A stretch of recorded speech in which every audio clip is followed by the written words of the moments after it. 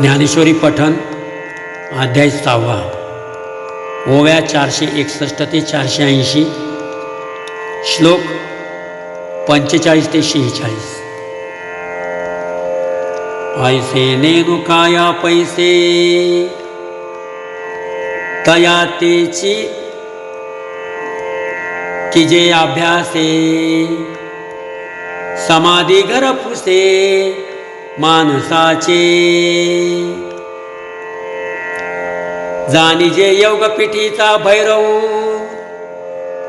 काय हा आरंभ रंभेचा गौरव की वैराग्य सिद्धीचा अनुभव रूपाला हा संसारू उमानिते का माप का अष्टांग सामग्रीचे द्वीप जैसे परिमळेचे दरीचे रूप चंदनाचे तैसा संतोषाचा काय घडिला की सिद्धी भांडारी हुनी काढिला दिसे तेने माने रूढला साधक दशे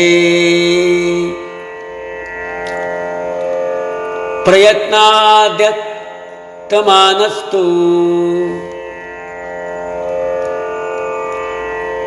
योगी संसिद्ध किल्बश अनेक जन्म संसिद्ध स्ततो याति परम गती जे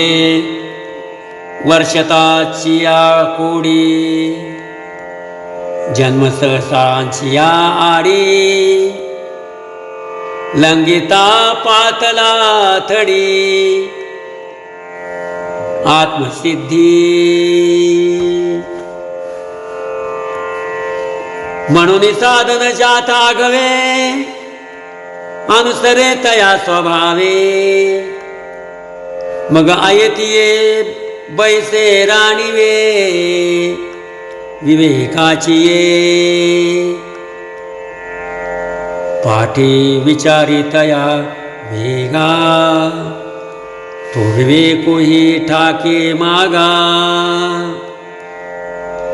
मग अविचारणीय ते अंगा घडोनी जाय तेथ मनाचे मेहुडे विरे पवनाचे पवनपण सरे आपण पा आपण मुरे आकाशही प्रणवाचा माथा बुडे हे तुलेनी अनिर्वाचा सुख जोडे म्हणून आधीची बोलू बहुडे तया लागे ऐसी ब्रह्मीची स्थिती जे सकळा गतीसी गती तया अमूर्ताची मूर्ती होऊन ठाके तेणे बहुती जन्मी मागिली विक्षेपाची पानिवळे झाडिली म्हणून उपजत खेव बुडाली लग्न घटिका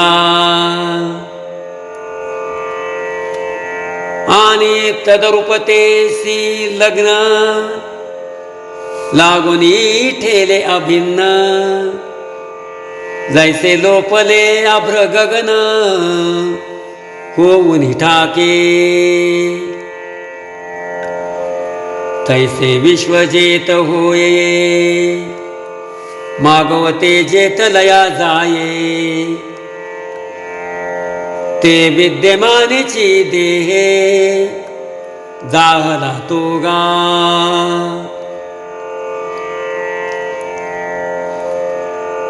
तपस्विभ्योऽधिको योगी ज्ञानेभ्योऽपि मतोऽधिक कर्मभिश्चाधिको योगी तस्माद्योगी भवार्जुन।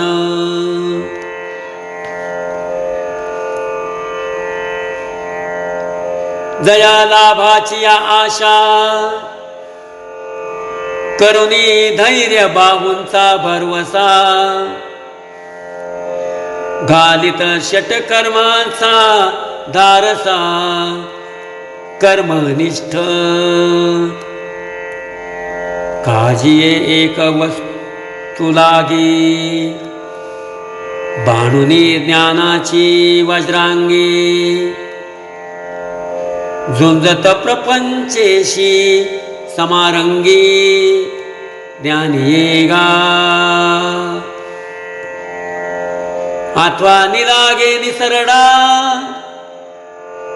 तोपो दुर्गचा अडकडा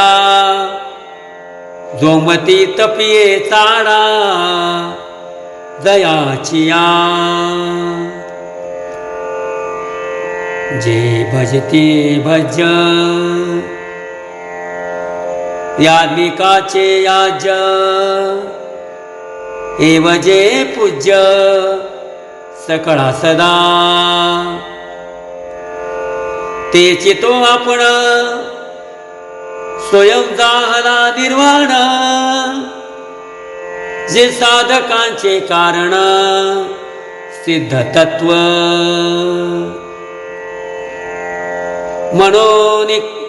कर्मनिष्ठा वंद्यू तो ज्ञानियासी वेद्यू तापसाचा द्यू तपोनाथू पै जीव परमात्म संगमा दयाचे येणे जाहले मनुधर्मा तो शरीरीची वरी महिमा आईशी पावे रामकृष्ण हरी।